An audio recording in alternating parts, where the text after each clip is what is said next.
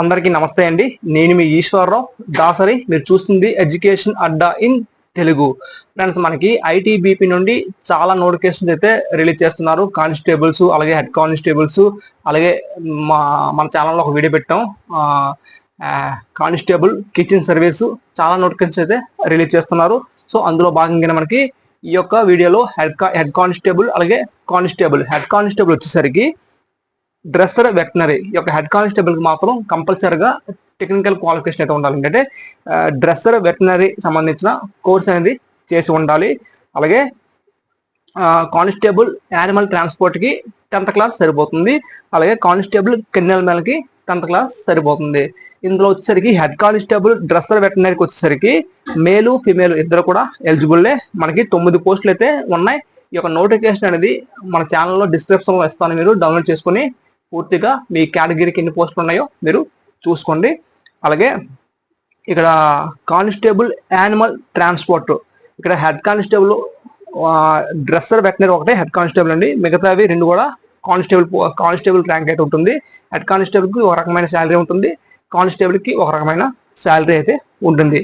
Constable animal transport కి వచ్చేసరికి 115 పోస్టులు అయితే ఉన్నాయండి. సో 10th క్లాస్ క్వాలిఫికేషన్ అండి, ఎటువంటి టెక్నికల్ క్వాలిఫికేషన్ అనేది అవసరం లేదు. సో అందరూ కూడా అప్లై అయితే చేసుకోండి. ఇక్కడ కానిస్టేబుల్ యానిమల్ ట్రాన్స్పోర్ట్కి వచ్చేసరికి మేలు ఫిమేలు ఇద్దరు కూడా ఎలిజిబుల్లే. ఇక్కడ కానిస్టేబుల్ కెన్నెల్ మ్యాన్కి వచ్చేసరికి ఓన్లీ ఫర్ మేల్ క్యాండిడేట్స్ మాత్రమే ఎలిజిబుల్ అండి. సో ఈ యొక్క యానిమల్ ట్రాన్స్పోర్ట్ జాబ్ అనేది కొంచెం బాగుంటుందండి. అంటే జనరల్ డ్యూటీతో పోల్చుకుంటే ఈ యొక్క యానిమల్ ట్రాన్స్పోర్ట్ ఉద్యోగం అనేది కొంచెం బాగానే ఉంటుంది. ఇక్కడ మనకి ఫీజు వచ్చేసరికి 100 రూపాయలు ఫీజు అనేది పే చేయాల్సి ఉంటుంది. ఆన్లైన్లోనే మీరు అప్లై అనేది చేసుకోవాల్సి ఉంటుంది. ఇక్కడ ఫీజు వచ్చేసరికి 100 రూపాయలు. ఎస్సీ, ఎస్టీ, అలాగే ఫీమేల్ క్యాండిడేట్స్, ఎక్స్ సర్వీస్ మ్యాన్కి మినహాయింపు అయితే ఉంటుంది. మిగతా క్యాండిడేట్స్ అయితే ఫీజు అనేది పే చేయాల్సి ఉంటుంది. సో శాలరీకి సంబంధించింది ఇక్కడ పే స్కేల్ అనేది ఇవ్వడం జరిగింది. హెడ్ కానిస్టేబుల్కి ఒక రకంగా ఉంటుంది, కానిస్టేబుల్కి ఒక రకంగా ఉంటుంది. సో పీడిఎఫ్ మీరు డౌన్లోడ్ చేసుకొని మీరు క్లియర్గా చూడండి. ఇక్కడ ఎలిజిబిలిటీ చూద్దామండి. ఏజ్ క్రైటీరియా వచ్చేసరికి హెడ్ కానిస్టేబుల్కి వచ్చేసరికి అండి మనకి 18 నుండి 27 సంవత్సరాల ఏజ్ ఉన్న అందరూ కూడా అప్లై చేసుకోవచ్చు. హెడ్ కానిస్టేబుల్ డ్రెస్సర్ వెటనరీకి, అలాగే కానిస్టేబుల్ కెన్నెల్ మ్యాన్ కి 18 నుండి 27 సంవత్సరాల ఏజ్ ఉన్న వాళ్ళు కూడా అప్లై చేసుకోవచ్చు. 18 నుండి 27 అనేది జనరల్ ఏజ్ అండి. ఓబీసీ, ఎస్సీ, ఎస్టీ, కొన్ని ఎక్స్ సర్వీస్ మ్యాన్ వాళ్ళకి ఏజ్ రిలాక్సేషన్ అయితే ఉంటుంది, అది అప్లికేబుల్ అవుతుంది. కానిస్టేబుల్ యానిమల్ ట్రాన్స్పోర్ట్కి వచ్చేసరికి 18 నుండి 25 సంవత్సరాల ఏజ్ ఉన్న వాళ్ళు మాత్రమే అప్లై చేసుకోవాలి, జనరల్ ఏజ్ అండి. అలాగే మీకు ఏజ్ రిలాక్సేషన్ అప్లికేబుల్ అయితే ఏజ్ రిలాక్సేషన్ పెట్టుకోవచ్చు. ఇక్కడ హెడ్ కానిస్టేబుల్ డ్రెస్సర్ వెటనరీకి వచ్చేసరికి 12th పాస్ అండి. దానికి సంబంధించిన 12th పాస్తో పాటు వెటనరీకి సంబంధించిన డిప్లొమా కోర్సు చేసి ఉండాలి. గుర్తుపెట్టుకోండి, ఎవరైతే వెటనరీకి సంబంధించిన కోర్సు చేసి ఉన్నారో వాళ్ళు అప్లై చేసుకోవచ్చు. పోస్ట్ అనేది బాగుంటుందండి హెడ్ కానిస్టేబుల్ డ్రెస్సర్ వెటనరీ అనేది. సో ఎక్కువగా మహిళలు, ఫిమేల్ క్యాండిడేట్స్ ఈ యొక్క కోర్స్ అనేది చేస్తారు. ఎక్కువ శాతం అంటే చెప్తున్నానండి, ఎక్కువ శాతం వాళ్ళు ఉంటారు. సో అప్లై చేసుకోవడానికి ట్రై చేయండి. కానిస్టేబుల్ యానిమల్ ట్రాన్స్పోర్ట్కి వచ్చేసరికి 10th క్లాస్ పాస్ అయితే సరిపోతుంది. అలాగే కానిస్టేబుల్ కెన్నెల్ మ్యాన్ కూడా 10th క్లాస్ అనేది సరిపోతుందండి. ఇక్కడ ఏజ్ రిలాక్సేషన్ వచ్చేసరికి ఎస్సీ, ఎస్టీకి 5 years అండి. ఓబీసీకి నాన్ క్రిమినల్ ఏరియర్కి వచ్చేసరికి 3 years అండి.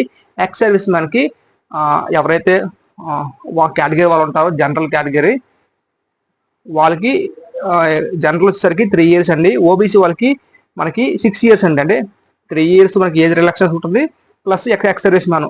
సో ఆ విధంగా 6 years అనేది ఉంటుంది. అలాగే ఎస్సీ, ఎస్టీకి 5 years ఉంటుంది కదండి ఏజ్ రిలాక్సేషన్. అలాగే ఇక్కడ మీకు 3 years ఎక్స్ సర్వీస్ మ్యాన్ ఉంటుంది కదా. సో ఆ విధంగా 8 years అనేది ఎక్స్ సర్వీస్ మ్యాన్ లో ఎస్టీకి అయితే ఉంటుందండి.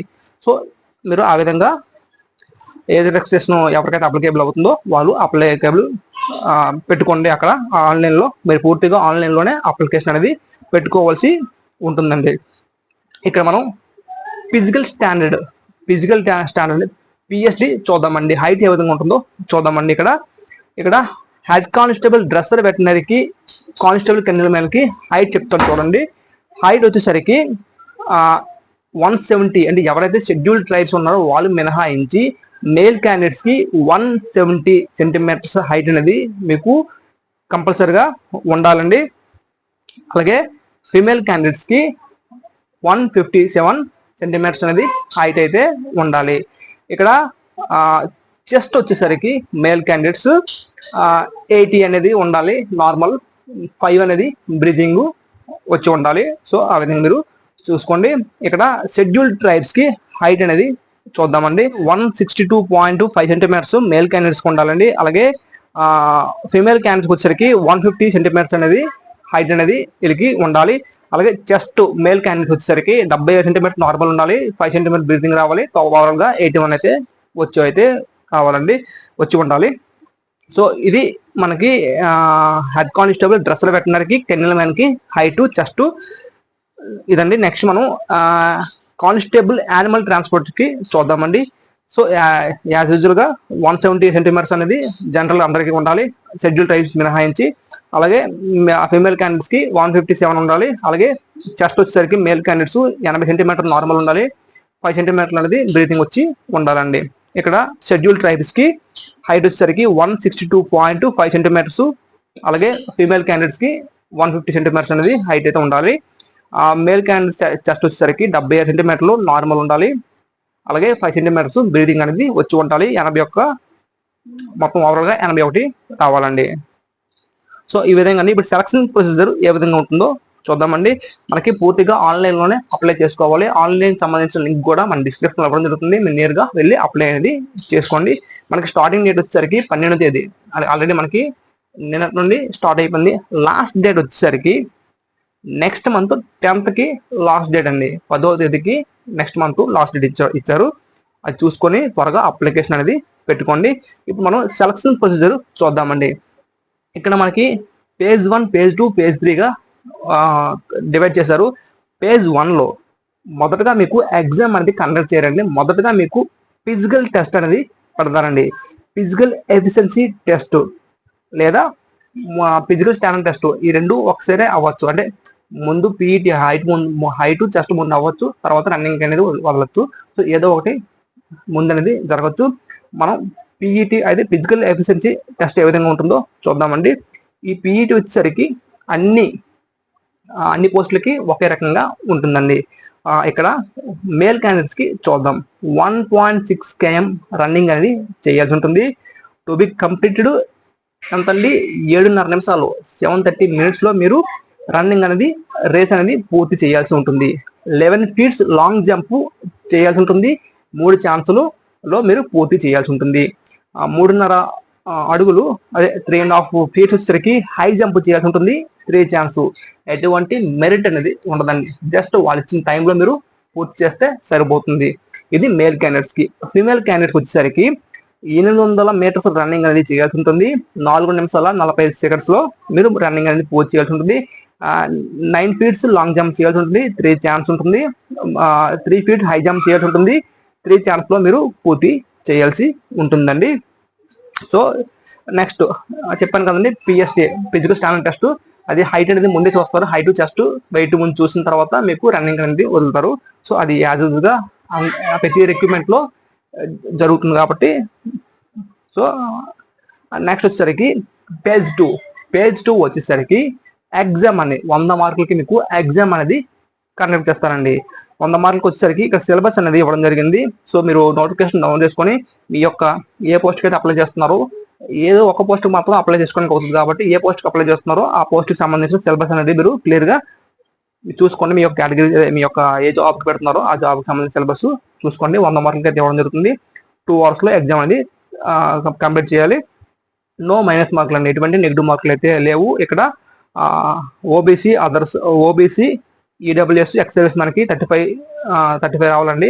అంటే అదర్స్ కి, ఓబీసీకి, ఈడబ్ల్యూఎస్, ఎక్స్ సర్వీస్ మ్యాన్కి 35% మార్క్స్ వస్తే సరిపోతుంది. 100 మార్కుల్లో 35 మార్కులు వస్తే మీరు క్వాలిఫై అని చెప్పడం జరిగింది. అలాగే ఎస్సీ, ఎస్టీకి 33% వస్తే సరిపోతుంది, అంటే 33 మార్కులు వస్తే సరిపోతుందని చెప్పడం జరిగింది ఇక్కడ. సో ఇది మనకి పేజ్ 1 అండి, సారీ పేజ్ 2 అండి. మనకి పేజ్ 1 లో ఫిజికల్ టెస్ట్ ఉంటుంది. పేజ్ 2 లో మనకి ఎగ్జామినేషన్ ఉంటుంది. పేజ్ 3 వచ్చేసరికి మెరిట్ లిస్ట్ అండి. అంటే మెరిట్ లిస్ట్ మనకి రిలీజ్ చేస్తారు. మెరిట్ లిస్ట్ రిలీజ్ చేసిన తర్వాత ఆ మెరిట్ లిస్ట్ లో ఎవరైతే నేమ్ ఉంటుందో వాళ్ళకి మెడికల్ ఎగ్జామినేషన్ అనేది కండక్ట్ చేస్తారండి. సో మెడికల్ తర్వాత అంటే పేజ్ 3లో వచ్చేసరికి మెరిట్ లిస్ట్, పేజ్ 4 వచ్చేసరికి మీకు డాక్యుమెంట్ వెరిఫికేషన్ అనేది చేస్తారండి. డాక్యుమెంట్ వెరిఫికేషన్ లో మీ యొక్క సర్టిఫికేట్స్ అనేది వెరిఫికేషన్ చేస్తారు. ఆ పేజ్ 4లోనే మీకు మెడికల్ ఎగ్జామినేషన్ కూడా, మెడికల్ రీమెడికల్ అన్ని కూడా అందులోనే మనకి పేజ్ 4లో చేస్తారండి. సో మనకి ఫైనల్ గా పేజ్ 4 ఇక్కడ మెడికల్ తో కంప్లీట్ అయిపోతుంది. మీకు తర్వాత కూడా మీకు మెరిట్ లిస్ట్ రిలీజ్ చేసి జాబ్ అనేది, అంటే మెరిట్ లిస్ట్ అంటే ర్యాంక్ వైజ్ గా లేదా మీకు మేబీ ర్యాంక్ వైజ్ గా ఇవ్వచ్చు. ర్యాంక్ వైజ్ గా మీకు జాబ్ అనేది ఇవ్వడం జరుగుతుంది. సో ఈ విధంగా మీకు ఫిజికల్ టెస్ట్ అయితే ఉంటుంది. నాకు ఎక్స్ప్లెనేషన్ నచ్చుంటే మాత్రం ప్లీజ్ మన ఛానల్ని సబ్స్క్రైబ్ చేయండి. ఇంకో విషయం ఏంటంటే ఇక్కడ వాళ్ళు ఎన్ఆర్జిస్ ఇవ్వడం జరిగిందండి. వాళ్ళు ఇచ్చిన ఫార్మేట్ లోనే మీ యొక్క క్యాస్ట్ కానీ, ఓబీసీ కానీ, ఈడబ్ల్యూ సర్టిఫికేట్లు కానీ పట్టుకెళ్ళాల్సి ఉంటుంది, రెసిడెన్స్ సర్టిఫికేట్లు కానీ. సో అది గుర్తుపెట్టుకొని వాళ్ళు ఇచ్చిన ఫార్మేట్ లో మాత్రమే సర్టిఫికేట్ అనేది తీసుకెళ్లాల్సి ఉంటుంది. సో అందరికీ అర్థమైంది అనుకుంటున్నానండి. సో ఫ్రెండ్స్, నా యొక్క ఎక్స్ప్లెనేషన్ మీకు నచ్చుంటే మన ఛానల్ని సబ్స్క్రైబ్ చేయండి, వీడియోకి లైక్ చేయండి. థ్యాంక్ యూ ఫ్రెండ్స్, అందరికీ all the best, have a nice day.